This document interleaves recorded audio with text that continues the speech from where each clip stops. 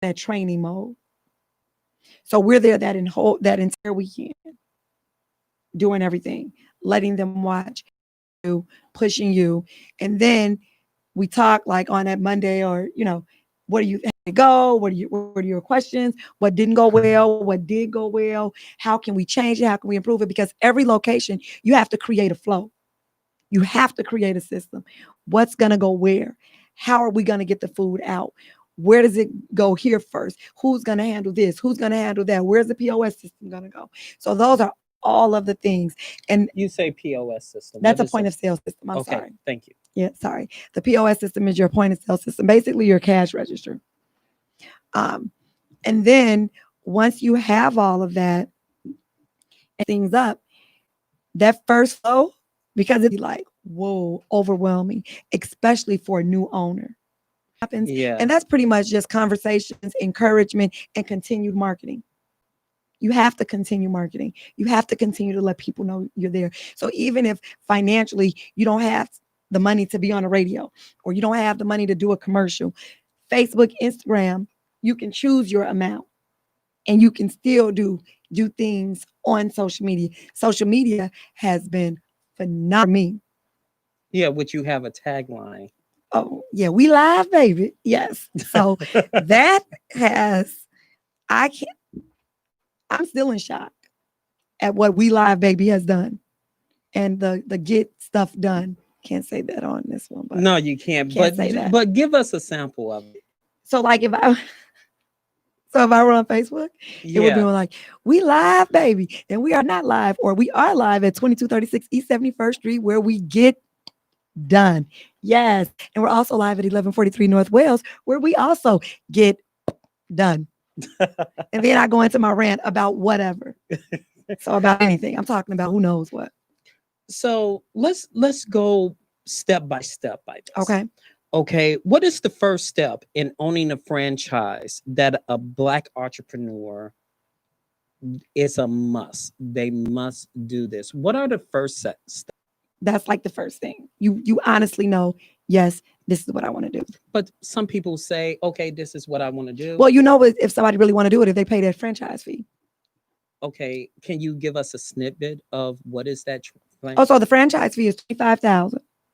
And so you put a deposit down for $5,000 to kind of hold that price of $25,000. Okay. So many months, and we'll have a conversation with that individual person within so many months to pay the balance. That states these payments are going to be made on these dates. Sometimes the store may open and the franchise fee is not completed, has completely been paid, but soon after opening, it would have been completed. Once you pay that deposit, full amount, of course, we welcome the full amount as well, then we find you a location. Depending on that person, I don't know if they're going to rent or if they plan on buying. What is your best suggestion, rent or buy? I mean, of course, if you can always buy stuff that you're not going to take with you. One being the hood system. The hood system can cost anywhere from $10,000 to $20,000, depending on if it used to be a restaurant. You always want to ensure that the hood is there, because when you leave, chances are you ain't taking it with you if you leave.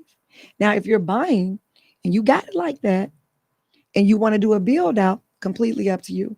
But my suggestion on that, based on feedback from customers, also based on people coming to us at when are you coming to the north side? Say, Roman, you want to serve sub, but you have no idea of where. First thing I'm going to think, well, we're constantly getting a demand for the south suburbs. So that would be a suggestion. One of the good things about the south a little higher, depending on the neighborhood that you're in. What about a west side location? Your overhead is going to be lower. When you do something like on the west side, like if you're thinking about the Austin area, for me, it's, set the standard. Restaurants on the west side look rough. You don't want to eat out of them. I remember eating out. I haven't eaten out on Garimbas in a minute, but I actually went by that other day, and I was like, "Ooh, I can't believe I ever ate out of here." It can get nervous. Like I don't, you have the potential to make money anywhere. The second step. Once you find a location, is now we're starting to work on all the licensing. So you're going to have to get the article actually sue you, not your business. And so, for example, and I learned this, and that's why I switched from a sole proprietorship to an LLC. If as a sole proprietorship, if something happened with Surf's Up, they could sue me and get my CPS check. So if you do a LLC, limited liability corporation, then they can only sue the business, and it doesn't necessarily affect you personally. So you'll need to get like a tax ID number, a sales tax number. What's the difference between the tax ID number and an EIN number? So that's your tax ID number. Okay, a lot of people. What is that employee identification number? Right. So there's a tax liability number. It's like a tax liability number. It's two different numbers. You'll need them both. And so when you're applying for your business license, based on your community that you're in, or the city or your city or county, what is it, city or what do they call it? Neighborhood, whatever it is, whatever city or town, whatever city or town you're in, when you're getting your business license, you're going to need both that tax ID and that EIN number. You're also going to be, the articles of corporation basically states that you're in good standing. You get that from the Secretary of State. That states that your business is in good standing. And you can do a public look at that. So like if you wanted to see if Surf's Up, so if you wanted to see if Surf's Up Self Sure, are they good with the state of Illinois? You can actually go to the state of Illinois and do or Secretary of State and do a business search to find out if that business is good with the state of Illinois. Your business license, they're going to ask you questions pertaining to what you're selling, your personal information, management information. You're going to have a copy of your lease or your mortgage papers, signed copies of those that you're going to have to upload. You're going to have your food handler's license, your manager's license. So you have to have the certified food manager. You have to have that license. At least one person in your building in your business has to have that. The goal is to have every cook to have that, but it's a paid for class that usually costs about $300. Your business license, your lease or your mortgage papers, your of corporation, your tax ID, your EIN, and I suggest everyone has an accountant on hand. I did not have an accountant for the first 3 years. When I met with my accountant and she told me what her price was every month, you know what I said? I can't afford it. She kept talking to me, did a month for me, like pro bono, with no charge. That was one of the best investments I ever made. Now I hate talking to her because I know when I talk to her, I got to go through all these numbers. I got to do this. I got to do that. I cannot stand it. But Audrey is fantastic. She's Black. She's worked in corporate and everything. And she started her own business. We're almost running out of time. Okay, absolutely. I'm bringing food. Yeah, bring food. Earl and I was like, wanted to jam on some catfish and some shrimp. I tell you, we was disappointed. No problem. Don't schedule me on a Monday because we close on Mondays. Any day but Monday. You can't put in an oven on a Sunday? Who wants to do that? If I'm bringing Surf's Up, I'm bringing it fresh. Okay, you ain't gonna talk about me. And that's what people want to hear. So on social media today, it was a very important question about Black businesses putting a COVID-19 tax on them. Can you explain that to us? Hold on. Go ahead. Okay, so I'm going to clear this up. First of all, it's not just Black businesses that are doing this, okay?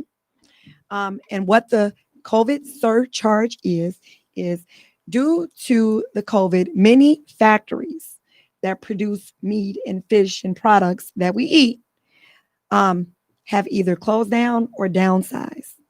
And so with that, of course, it's something called supply and demand. So now it's harder to get chicken. It's harder to get seafood. And as things are more difficult to get, what happens? The price goes, right? So it's just like when you think about those vintage Jordans or something. Once Foot Locker sell out of them, the price go to $500, $600 because you got to go to another website to get them. Well, food costs has gone up significantly. So what the city of Chicago has allowed restaurant owners or business owners to do is to create a surcharge anywhere from 5 to 15%. It has to be posted in your institution what your COVID charge is. And what that does is it prevents us, because it is a temporary charge, it prevents us from having to change our menu boards, our POS or our point of sale system, our paper menus, because that's a lot to change all the prices on each one of those things.